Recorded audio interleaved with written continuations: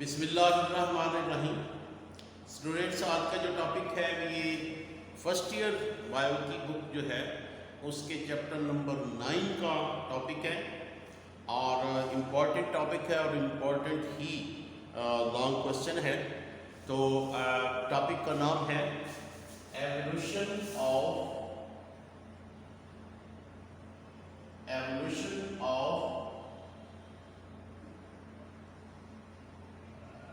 seed habit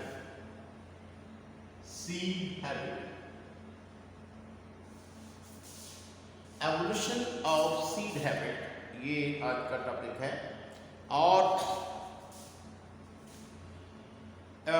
इसमें evolution और seed habit दो वर्ड्स हैं।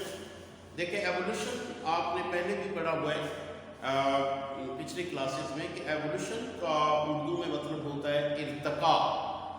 इर्तिका का मतलब होता है कि किसी भी चीज़ के अंदर जो ग्रेजुअल चेंजेस आती हैं वक्त के साथ, यानी कोई भी चीज़ जो है उसके अंदर वक्त के साथ चेंजेस आती जाती हैं और एक वक्त आता है कि वो स्पीशीज़, वो ऑर्गेनिज्म चेंज हो जाता है, बल्कि एक नई स्पीशीज़ में कन्वर्ट हो जाता है। जैसे अगर हम डार्विन की थ्योरी को, डार्विन थ्योरी ऑफ एवोल्यूशन को कंसिडर करें तो उसका यही कहना था कि कोई भी चीज़ जो है वो ऐसे पैदा नहीं होती, बल्कि वक्त के साथ साथ उसमें चेंजेस आती हैं, यानी उसमें एवोल्यूशन होता है। ठीक है।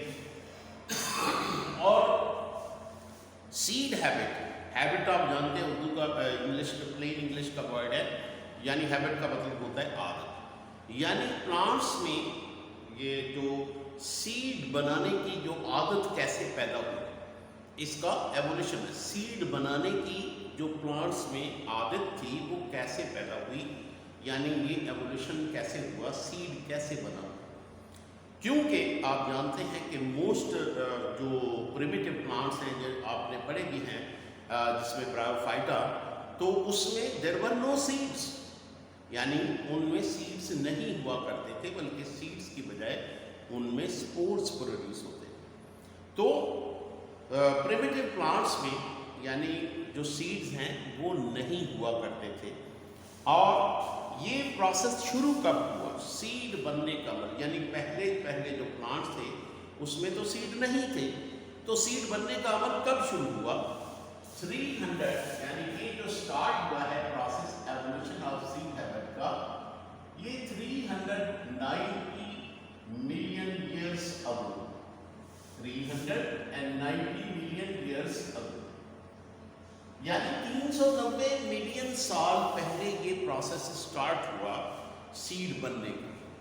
और फिर बनते बनते कहाँ पे आ गया? 365 मिलियन ईयर्स अगो।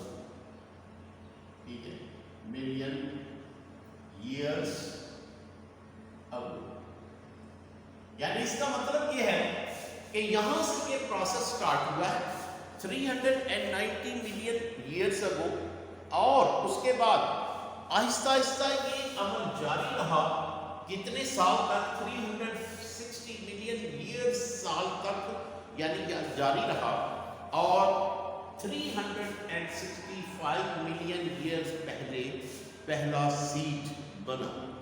तो 390 मिलियन ईयर्स से स्टार्ट हुआ और 365 मिलियन ईयर्स पर ये एंड हुआ, यानी पहला जो सीड बना वो 365 मिलियन ईयर्स अगो था।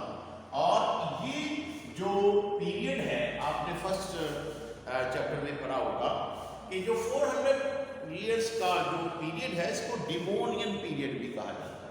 इसको डिवोनियन या लेट डिवोनियन कहेंगे, क्योंकि ये 350 से आगे है, तो लेट डिवोनियन, यानी कि लेट डिवोनियन पीरियड था जब पहला सीड इस दुनिया में आया। तो कौन सा ईरा चल रहा था? Late Devonian.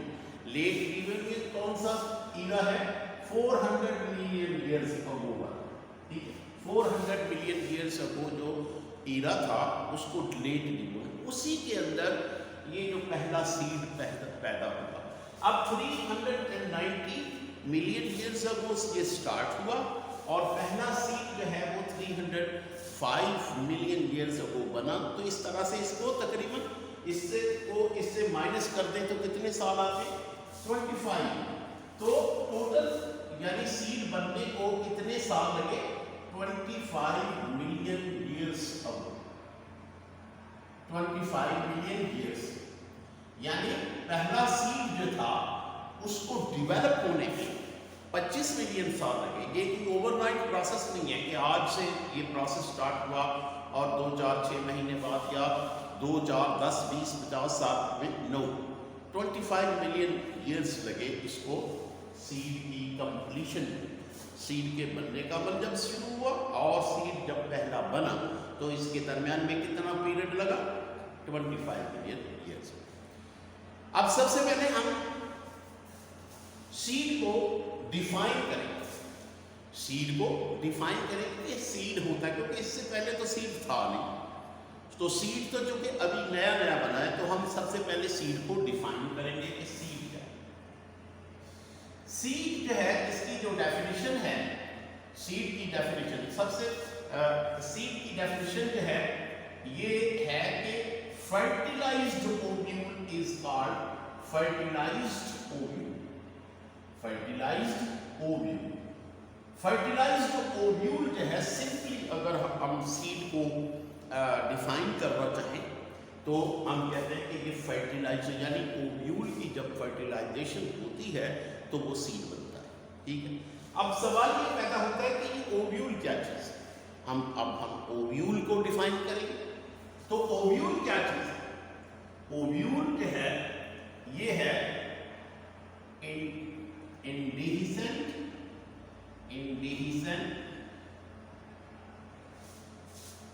इंटेगमेंटेड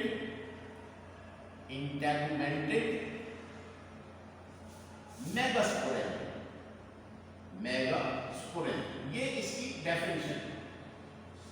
अब इस डेफिनेशन का हम थोड़ा सा पोस्टमार्टम करते हैं कि इंडिहिसेंट का मतलब होता है ऐसी चीज जो बंद हो, जो बिल्कुल बंद हो, जिसमें से कोई चीज पास ना हो। इंटेगमेंटेड का मतलब होता है ऐसी चीज जिसके इर्द गिर्द गिलाफ हो, जिसके इर्द गिर्द कवरिंग्स हो, उसको हम इंटेगमेंटेड कहते हैं। तो वो इंटेगमेंट का मतलब होता है पर्दा, गिलाफ, कवर। और मेगास्पोरेंजियम आप जानते हैं कि ये वो स्ट्रक्चर है जिसके अंदर मेगास्पोर्स बनते हैं और मेगास्पोर जो हैं वो फीमेल स्पोर्स होते हैं। तो यानी ये फर्क करें, हमारे पास मेगास्पोरेंजियम है जिसके अंदर मेगास्पोर्स बनते हैं और ये इंटेगमेंटेड है, इसके इर्द गिर्द कवरिंग, इसके इर्द गिर्द गिलाफ और ये चारों तरफ से बंद है। इसको क्या कहेंगे? तो ओव्यूल क्या है? इंटेगमेंटेड का मतलब इसके इर्द गिर्द कवरिंग हो, इंडिहिसेंट बंद हो, यानी कि इसके ये चारों तरफ से बंद, और इसके अंदर जो है वो एग है, और एग जब फर्टिलाइज होगा तो ये सीड बन जाएगा। यानी ओव्यूल जब फर्टिलाइज होता है तो सीड बनता है, और सीड क्या मैंने बताया? Fertilised ovule. ठीक है, तो दोनों चीजों की डेफिनेशन आपको आने। What is ovule? ओव्यूल मैंने क्या बताया कि it is इंडिहिसेंट, integumented and megasporangium. ठीक है, तो ये तीन चीजें ही इसकी डेफिनेशन है कि ऐसा स्ट्रक्चर जो बाहर से बिल्कुल बंद हो और इसके इर्द गिर्द जो कवरिंग हो, इंटेगमेंट्स हो, और ये मेगास्पोरेंजियम है। मेगास्पोरेंजियम यानी जो मेगास्पोर्स प्रोड्यूस करता है। और तीसरी चीज, जो तीसरी डेफिनेशन है, ये तीनों शॉर्ट क्वेश्चंस हैं। पहला क्वेश्चन कि व्हाट इज सीड, दूसरा क्वेश्चन व्हाट इज ओव्यूल, तीसरा क्वेश्चन व्हाट आर स्पर्मेटोसाइट्स। और ये एमसीक्यूज भी है, ऐसा एमसीक्यू में भी आता है spermatophyte. What is spermatophyte? Spermatophyte क्या है? स्पर्मेटोफाइट वो प्लांट्स होते हैं जिनमें सीड बनते हैं। तो कई दफा ये एमसीक्यू आता है कि स्पर्मेटोफाइट्स आर द प्लांट्स, यानी उसके आगे उसकी ऑप्शन होगी। तो स्पर्मेटोफाइट्स वो प्लांट्स होते हैं जो कि सीड को प्रोड्यूस करते हैं। सीड प्रोड्यूसिंग प्लांट्स को स्पर्मेटोफाइट भी कहा जाता है। Seed producing plant, seed producing plants. ये तो जवाब हो गया इसका थोड़ा सा तारफ इस टॉपिक का कि क्या हम पढ़ने जा रहे हैं।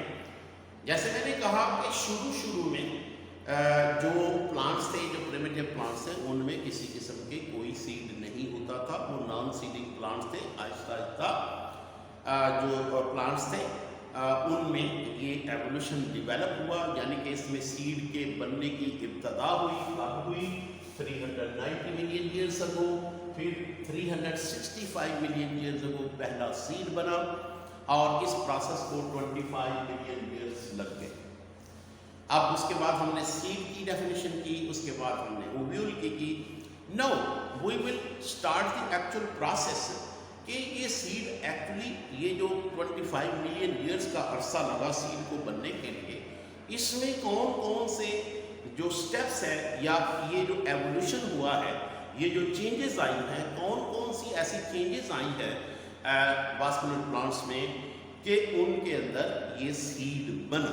ठीक है, तो हम एक्चुअली इस 25 मिलियन ईयर्स की बात अब कर रहे हैं कि ये जो 25 मिलियन ईयर्स जिनके अंदर सीड बना है, इन 25 मिलियन ईयर्स के अंदर क्या क्या चेंजेस आई वास्कुलर प्लांट्स में कि सीड बना। ठीक है, तो इस ये क्योंकि ज़ाहिर है जो भी एवोल्यूशन होता है वो हमेशा स्टेप बाय स्टेप होता है, तो इसके भी जो स्टेप्स हैं और वो स्टेप्स हम एक एक करके डिस्कस करेंगे। ठीक है, तो हम एक एक करके पहले स्टेप्स है इसका डिस्कस करेंगे। इसको मैं अभी ये इरेज कर देता हूँ और हम अभी वो स्टेप्स जो हैं उनकी बात करेंगे कि वो स्टेप्स कौन से हैं जिनसे ये सीड के बनने का अमल जो है वो इसमें चल। तो पहला जो स्टेप था वो था एवोल्यूशन ऑफ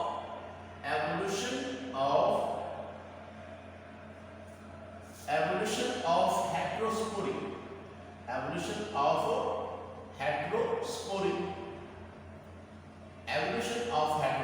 ये पहला स्टेप है। तो पहला स्टेप जो है हेटेरोस्पोरी। हेटेरोस्पोरी का मतलब होता है different types of spores. 2 different type of spores को हम हेटेरोस्पोरी कहते हैं। और आपने पढ़ा यानी जो प्रिमिटिव प्लांट्स थे जैसे ब्रायोफाइट्स थे, उन प्लांट्स के अंदर स्पोरोफाइट जनरेशन जो होती थी वो डोमिनेट होती थी, रिसेसिव थी, और उसमें स्पोर्स बनते थे, और उसमें जो डोमिनेंट जनरेशन थी वो गैमेटोफाइट थी। यानी जो प्रिमिटिव प्लांट्स ब्रायोफाइट्स थे, इसमें जो डोमिनेंट जनरेशन थी वो गैमेटोफाइट थे, उसके ऊपर स्पोरोफाइट थे। और स्पोरोफाइट में जो जनरेशन में स्पोर्स बनते थे स्पोरेंजियम के अंदर। जैसे मिसाल के तौर पर ये एक प्लांट है, इस तरह से ये जो है गैमेटोफाइट प्लांट है, इसका ब्रायोफाइट यानी ब्रायोफाइट का ये गैमेटोफाइट प्लांट है जो कि थैलस की फॉर्म में होता है। और थैलस का मतलब होता है कि इसमें रूट्स, शूट्स और जो है बाकी स्ट्रक्चर इसके जो डिफ्रेंशिएटेड नहीं होते, कोई पता नहीं चलता इसकी जड़ें कहाँ हैं, इसके पत्ते किधर हैं वगैरह। अब जो इसके ऊपर जो स्पोरोफाइट जनरेशन है वो इसी के ऊपर डिपेंडेंट होती है और इसी के ऊपर ही ग्रो होती है। यानी ब्रायोफाइट प्लांट में जो गैमेटोफाइट जनरेशन होती है ये डोमिनेट होती है, ये गैमेटोफाइट जनरेशन है, जबकि ये जो ऊपर स्पोरोफाइट जनरेशन है ये क्या है, स्पोरोफाइट जनरेशन। और ये जो स्ट्रक्चर है, ये जो बल्ब लाइक स्ट्रक्चर है, ये स्पोरेंजियम है। स्पोरेंजियम का मतलब होता है ऐसा स्ट्रक्चर जिसके अंदर स्पोर्स प्रोड्यूस होते हैं। तो ये जो स्पोर्स उस वक्त प्रोड्यूस होते थे, दे वर ऑल सिमिलर टाइप्स, इनकी यानी ये सब एक जैसे होते हैं। और इस कंडीशन को हम होमोस्पोरी कहते हैं। इस कंडीशन को हम होमोस्पोरी कहते हैं। यानी ऐसी कंडीशन, आप जैसे मैंने कहा कि ब्रायोफाइट्स में जो स्पोर्स प्रोड्यूस होते थे स्पोरेंजियम के अंदर, वो एक ही तरह के स्पोर्स होते थे, और इस कंडीशन को हम होमोस्पोरी। और ये जो कंडीशन थी ये बरकरार रही pteridophytes plant, pteridophyte plant, pteridophytes plant तक ये ही कंडीशन रही कि प्लांट्स के अंदर एक ही तरह के स्पोर्स प्रोड्यूस होते थे। जब ये स्पोर्स मैच्योर हो जाते थे तो ये जो मेगास्पोरेंजियम है ये फट जाता था और ये जो स्पोर्स थे ये डिस्पर्स हो जाते थे हवा में या पानी में और दूर दूर तक चले जाते और जहाँ पे भी इनको फेवरेबल कंडीशन मिलती ये जर्मिनेट हो जाते। तो ये प्रोसेस जो है ये सालों साल चलता रहा अंटिल टेरिडोफाइट्स, टेरिडोफाइट्स प्लांट्स तक यही प्रोसेस। उसके बाद यानी जो ये जो होमोस्पोरी था इसमें चेंज आए, यानी वो क्या चेंज आए, एवोल्यूशन ऑफ हेट्रोस्पोरी, यानी बजाय होमोस्पोरी के हेट्रोस्पोरी जो है वो इंट्रोड्यूस हुई प्लांट्स के अंदर। कैसे कि एक ही तरह के स्पोर की बजाय दो तरह के स्पोर बनने लगे और वो स्पोर्स जो थे उसमें साइज का डिफरेंस था, यानी जो माइक्रोस्पोर्स थे यानी छोटे स्पोर जो छोटे साइज के थे वो मेल थे, माइक्रोस्पोर्स जो थे वो मेल थे और जो बड़े स्पोर्स थे जैसे कि मेगास्पोर्स, ये मेगास्पोर्स जो थे ये फीमेल थे और दे वर लार्जर इन साइज। और यानी अब एक की बजाय दो टाइप के स्पोर्स प्रोड्यूस होने लगे और ये जो प्रोसेस है एक प्लांट जिसका नाम स्लेजिनेला, स्लेजिनेला, स्लेजिनेला के अंदर आपको ये दोनों ही तरह के स्पोर्स नजर आएंगे, माइक्रोस्पोर्स भी जो छोटे साइज के हैं और जो मेल हैं और मेगास्पोर्स भी जो कि बड़े साइज के हैं और वो फीमेल। अब ये दोनों स्पोर्स जो हैं दो तरह के स्पोर्स प्रोड्यूस होने लग गए। तो पहला स्टेप क्या था, एवोल्यूशन ऑफ हेट्रोस्पोरी, यानी कि पौधों में एक तरह की बजाय दो तरह के स्पोर्स प्रोड्यूस होने, that is called the evolution of heterospory. Now the second जो इसकी जो सेकंड स्टेप है, सेकंड स्टेप जो है ये हो गया स्टेप नंबर 1 और स्टेप नंबर 2 है retention, retention, retention and germination, retention and germination of megasporangium, megasporangium, megasporangium within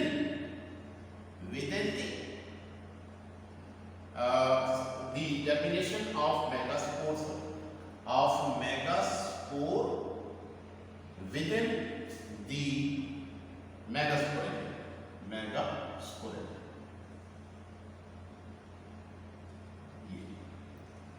लो जी, ये जो दूसरा स्टेप है इसको अब गौर से समझिए कि दूसरा स्टेप क्या है, retention and germination of megaspore within the megaspore.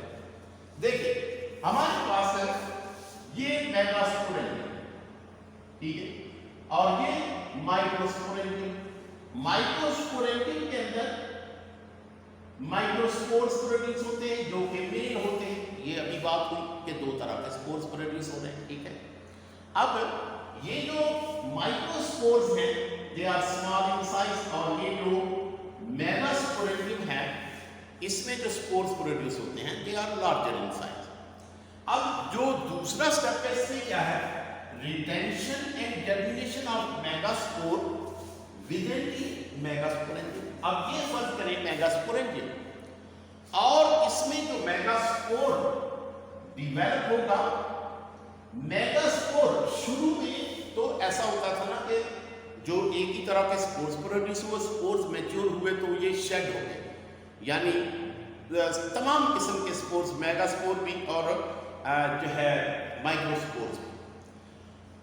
लेकिन उसके बाद हुआ क्या कि ये जो मेगास्पोर है ये मेगास्पोरेंजियम है और इसके अंदर ये मेगास्पोर जो है ये मेगास्पोर जो है वो यहाँ से कहीं नहीं जाएगा, इसकी रिटेंशन होगी। रिटेंशन का मतलब है कि ये यहीं रहेगा, ये रिटेंशन एंड जर्मिनेशन, यानी ये जो मेगास्पोर है ये इसी मेगास्पोरेंजियम के अंदर ही रहेगा, अब ये कहीं नहीं जाएगा, अब इसकी शेडिंग नहीं होगी, इसकी डिस्पर्सन नहीं होगी, ये इसी के अंदर रहेगा और इसी के अंदर जर्मिनेट भी होगा, इसी के अंदर ये जर्मिनेट, यानी ये दूसरी स्टेप था, ये दूसरा स्टेप था कि जो मेगास्पोरेंजियम था उसके अंदर मेगास्पोर उधर ही रिटेन रहता, यानी वहां से वो शेड नहीं होता और वहीं पे मेगास्पोरेंजियम के अंदर ही वो जर्मिनेट होता। तो ये था दूसरा स्टेप, ठीक है, retention and the germination of megaspore. अब हम बात करेंगे तीसरे स्टेप की। तीसरा जो स्टेप है वो है development of protective layers, development of protective layers around megasporangium,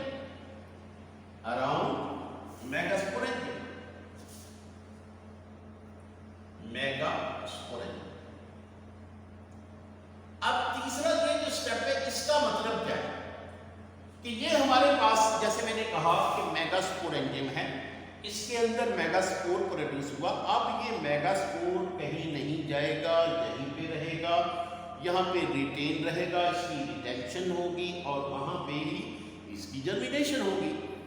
लेकिन उसके बाद ये जो मेगास्पोरेंजियम है it's not very well protected, और ये किसी वक्त भी किसी भी जो है किसी भी चीज का शिकार हो सकता है, और ये जो मेगास्पोरेंजियम है इसके अंदर मेगास्पोर जो है इसे ज़ाया हो सकता है। इसलिए ये जो मेगास्पोरेंजियम है मेगास्पोर जो है ये बहुत ही कीमती चीज़ है और इसकी हिफाजत जितनी भी हो कम है, ताकि क्योंकि यही बाद में सीड बनेगा और सीड से ही प्लांट की आगे नस्ल चलेगी, इसलिए जो मेगास्पोर है ये बहुत ही कीमती है। इसलिए इस मेगास्पोर के इर्द गिर्द ये जो स्पोरेंजियम है, स्पोरेंजियम के इर्द गिर्द इंटेगुमेंट्स, ये मैं दूसरे कलर से बनाता हूं, ये जो मेगास्पोरेंजियम है इसके इर्द गिर्द कवरिंग प्रोड्यूस, यानी इसके इर्द गिर्द कवरिंग प्रोड्यूस, ये जो कवरिंग है these coverings are called integuments. ये इंटेगुमेंट्स या कवरिंग डिवेलप, और कहां डिवेलप था, ये मेगास्पोरेंजियम था और मेगास्पोरेंजियम के इर्द गिर्द जो है इंटेगुमेंट्स है, ये देखें the development of protective layer, ये प्रोटेक्टिव लेयर थे अराउंड द मेगास्पोरेंजियम, ये मेगास्पोरेंजियम है जिसके अंदर मेगास्पोर है, तो इसके इर्द गिर्द कुछ प्रोटेक्टिव लेयर्स बनी जिनको इंटेगुमेंट्स का। उससे क्या हुआ कि अब ये जो मेगास्पोर इसके अंदर है जिसकी बाद में जर्मिनेशन होगी और यहीं पे सीड बनेगा, तो उसकी इतनी ज्यादा प्रोटेक्टिव, यानी ये चारों तरफ से बिल्कुल बंद मेगास्पोरेंजियम ये बंद हो गया, और इसी को हम ओव्यूल कहते हैं, जब क्योंकि ये इंटेगुमेंटेड भी है, इंडिहिसेंट भी है और ये मेगास्पोरेंजियम है। यही डेफिनेशन मैंने अभी आपको बताई कि ओव्यूल की डेफिनेशन क्या है कि ये इंटेगुमेंटेड है, इंडिहिसेंट है, यानी कि ये क्लोज्ड है, और ये मेगास्पोरेंजियम। अब यानी कि क्या बन गया, ओव्यूल, यानी ये ओव्यूल है जिसके इर्द गिर्द प्रोटेक्टिव लेयर्स भी है, और इसके अंदर यानी इसके अंदर मेगास्पोर है। मेगास्पोर किसके अंदर है, मेगास्पोरेंजियम।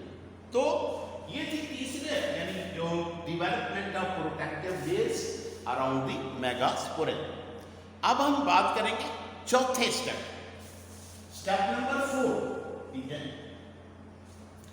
स्टेप नंबर 4 है ये यहां पे, तो स्टेप नंबर 4 की बात करें तो स्टेप नंबर 4 जो है वो है रिडक्शन टू ए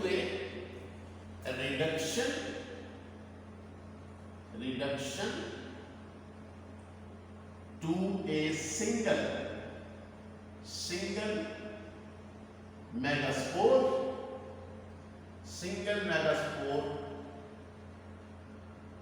ठीक है। Cell reduction is single megaspore per megasporangium, per megasporangium, per megasporangium.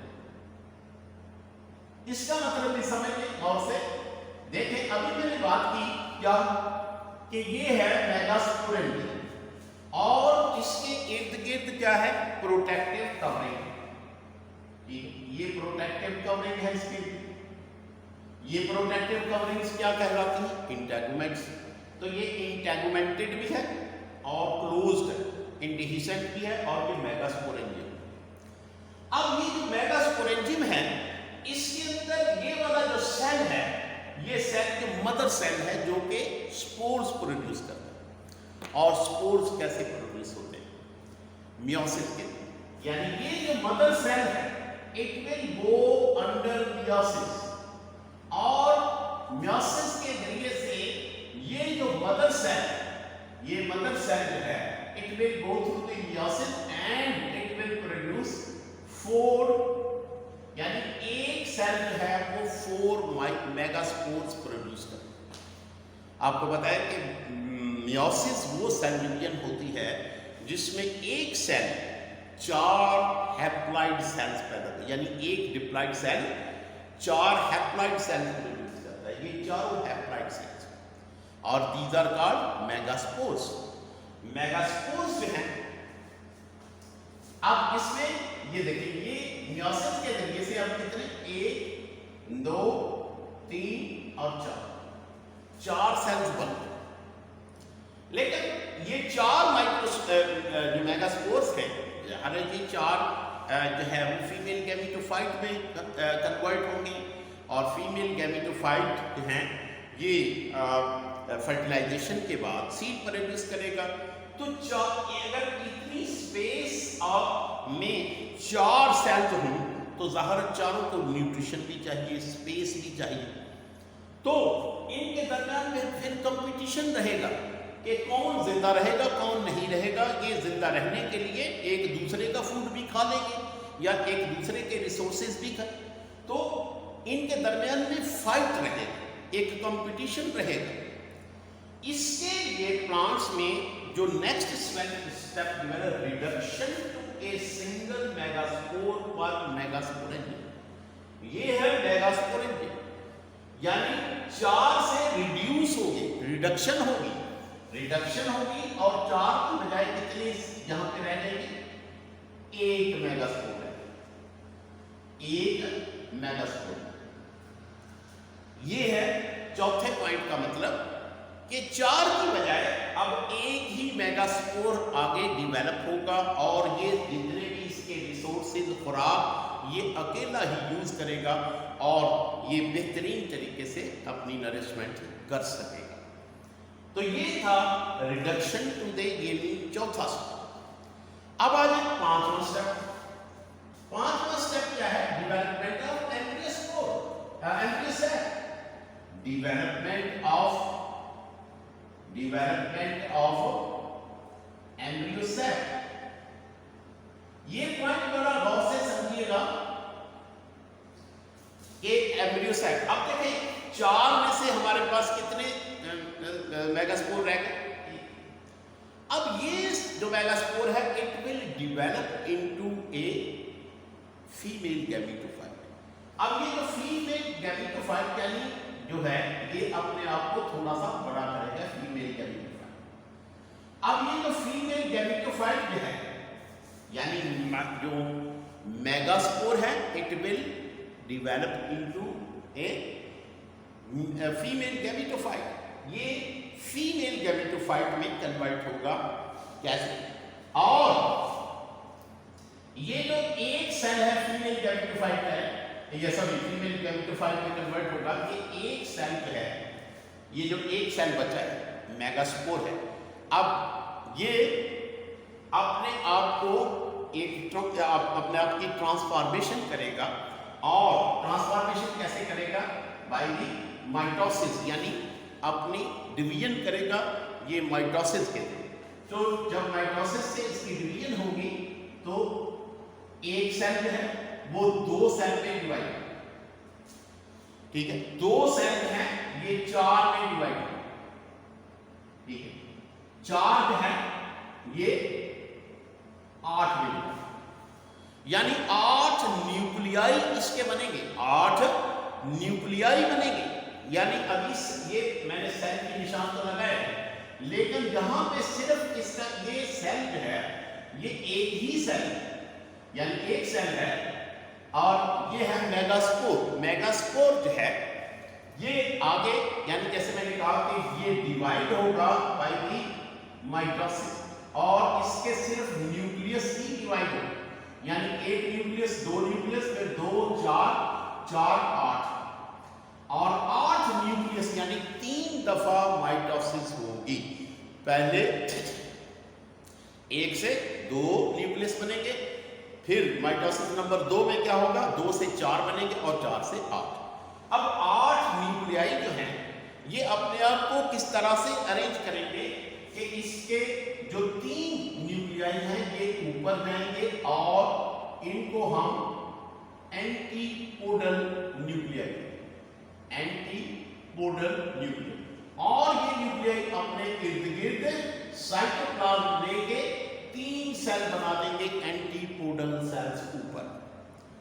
अब इसके बाद इसमें से जो 2 न्यूक्लियस हैं वो दरमियान में अरेंज कर लेंगे, इसको सेंट्रल न्यूक्लियाई कहेंगे, और इसके बाद जो बाकी कितने बचे, 3 और 2 5, 3 बचे, 3 सेल इस तरह से आएंगे कि 2 सेल इस तरह से, ठीक है।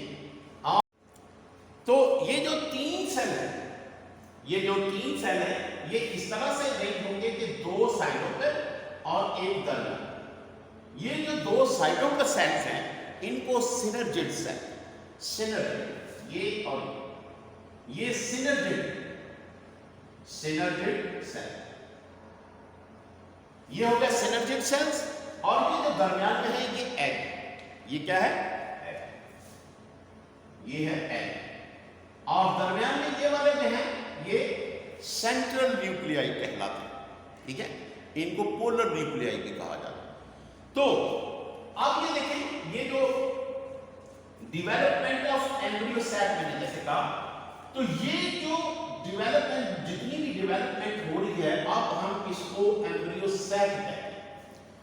अब हम इसको एम्ब्रियो सैक, यानी जो मेगास्पोर था, जब वो उसके 3 सेल, यानी जो मेरे 3 सेल जब खत्म हो गए, बाकी रह गया कितना, 1, और एक सेल अपने आप को डिवेलप करेगा तो क्या बनाएगा, एम्ब्रियो सैक। अब ये सारे का सारा जो प्रोसेस हो रहा है ये एम्ब्रियो सैक के अंदर हो रहा है, और जो एक इसका न्यूक्लियस था वो 3 दफा उसकी माइटोसिस हुई है, और पहली माइटोसिस में 1 से 2 सेल बने, दूसरी में 2 से 4 और तीसरी में 4 से 8। और ये जो 8 न्यूक्लियाई हैं इन्होंने आपको किस तरह से अरेंज किया, 3 ऊपर जो एंटीपोडल थे, 2 दरमियान में जो पोलर न्यूक्लियाई हैं, और 2 नीचे हैं जो ब्लू कलर के हैं, ये सिनर्जिड सेल्स हैं जिनका काम होता है इस एग को सपोर्ट करना, इसको न्यूट्रिशन फ्राहम करना। तो ये जनाब हो गया आपका, यानी ये एक एम्ब्रियो सैक जो था ये बिल्कुल अब एक यानी ऐसे स्ट्रक्चर में डेवलप हो गया जिसमें एग भी मौजूद है, इससे सिनर्जिड सेल्स भी मौजूद हैं, और ये जो सेंट्रल न्यूक्लियाई ये भी मौजूद है ऊपर एंटीपोडल। ये एम्ब्रियो सैक कहलाता है, ठीक है, ये अब एम्ब्रियो सैक कहलाता है जिसके अंदर सारी डेवलपमेंट हुई, ठीक है। अब जो नेक्स्ट स्टेप है और जो आखिरी स्टेप है, अब देखें प्रॉब्लम ये है कि ये आपके सामने एक ओव्यूल, ओव्यूल के अंदर एम्ब्रियो सैक, एम्ब्रियो सैक के अंदर क्या है, एग। अब ये जो इसका यानी ये जो कहें कि ओव्यूल है, इसमें फीमेल यानी गैमेटोफाइट मौजूद है जिसको हम एग कहते हैं। अब यह इसकी फर्टिलाइजेशन तभी होगी जब मेल गैमेटोफाइट यहाँ आके इसको फर्टिलाइज करेगा, लेकिन इसका प्रॉब्लम यह है कि ये बंद है, ये इंडिहिसेंट है, इंटेगमेंटेड है, इंडिहिसेंट है, और इसमें कहीं से भी जो मेल गैमेटोफाइट यानी पोलन ग्रेन है उसके एंटर होने की कोई जगह नहीं। तो उसके बाद जो आखिरी डेवलपमेंट हुई वो ये हुई कि इसमें पोलन को कैप्चर करने के लिए, आप ये देखिए चारों तरफ से बंद है, तो पोलन को कैप्चर करने के लिए या पोलन के अंदर जाने के लिए तो कोई जगह नहीं, तो एक नई डेवलपमेंट हुई, और इसका जो डिस्टल एंड है, ये वाला एंड जो है, इसका जो डिस्टल एंड है, इस पे आके डिस्टल एंड पर इसके ये वाला जो एंड है इसकी मॉडिफिकेशन हुई। मॉडिफिकेशन कैसे और मॉडिफिकेशन होने के बाद ये जो इसकी यहां पे डिस्टल एंड पे एक कैविटी बनी, यहां पे एक कैविटी बनी, और ये वो कैविटी है जो कि पोलन को कैप्चर करेगी। फर्स्ट करेंगे हमारे पास पोलन है, पोलन में आपको पता है कि 3 न्यूक्लियाई होते हैं, 2 स्पर्म्स होते हैं और एक पोलन ट्यूब न्यूक्लियस कहते हैं, तो हम पोलन न्यूक्लियस कहते हैं या ट्यूब न्यूक्लियस कहते हैं, ट्यूब न्यूक्लियस।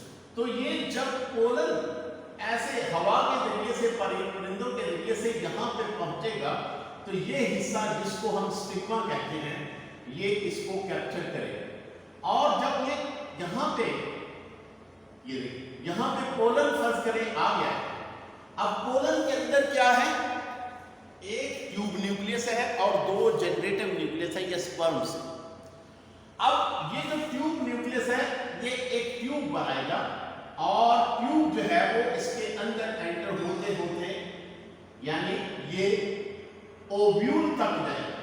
ओव्यूल का ये वाला हिस्सा जिसको माइक्रोपाइल कहते हैं यहां पे एंटर होगा, और इस ट्यूब में ये जो 2 न्यूक्लियस हैं, जनरेटिव न्यूक्लियस या स्पर्म्स, ये इस ट्यूब में ट्रेवल करेंगे। ये ट्रेवल करते करते करते करते यहां पे पहुंचेंगे, और जब यहां पे पहुंचेंगे तो इस ट्यूब, ये जो पोलन ट्यूब है इसका अगला एंड जो है ये बर्स्ट होगा, रप्चर होगा, और इसमें से ये जो दोनों न्यूक्लियाई हैं ये यहां पे आ जाएंगे, दोनों स्पर्म्स जो हैं वो यहां पे आ जाएंगे।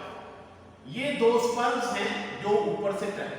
अब ये 2 स्पर्म्स क्या करेंगे, पहले इसको एक तो इसको फर्टिलाइज करेंगे, किसको, ये जो पोलर न्यूक्लियाई, पोलर न्यूक्लियाई दोनों जो हैं ये एक ही सेल के अंदर, एक ही सेल के अंदर ये दोनों मौजूद हैं। इसीलिए कहा जाता है कि ये जो एम्ब्रियो सैक है इसमें कितने सेल्स हैं, 7। कैसे, 3 एंटीपोडल, एक ये 4 और 3 ये, यानी 2 सिनर्जिड और 1 एग। इसीलिए आपकी बुक में भी लिखा हुआ 7 इसमें सेल्स होते हैं। तो 7 अब आपको समझ आ गया होगा कि 7 सेल्स कैसे, ठीक है। 7 सेल्स कैसे, मैं फिर से आपको बताया कि ये 1 2 3 एंटीपोडल्स, दरमियान में एक क्या है, ये दोनों पोलर न्यूक्लियाई बल्कि एक सेंट्रल सेल, और नीचे क्या है, 2 सिनर्जिड सेल और 1 एग सेल।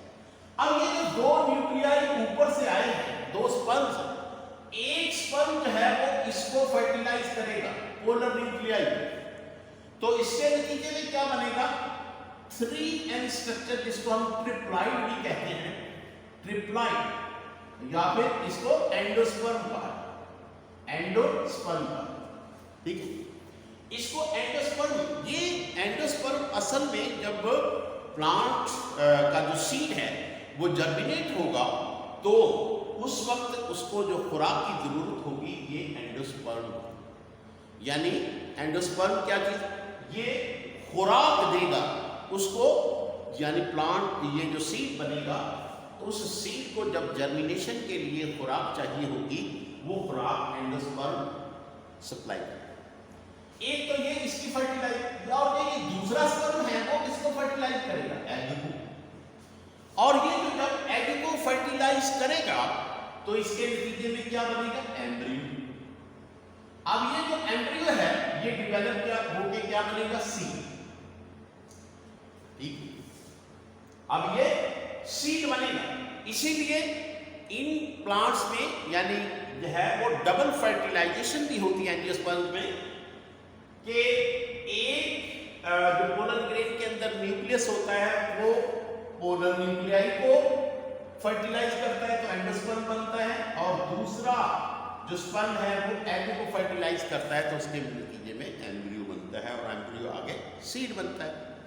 तो ये इस तरह से यानी कि फर्टिलाइजेशन होने के बाद ये जो स्ट्रक्चर बनेगा इस एम्ब्रियो की, यानी ये कह लें कि ये एग की जो फर्टिलाइजेशन होगी तो एम्ब्रियो बनेगा, और एम्ब्रियो जो है वो सीड बनेगा।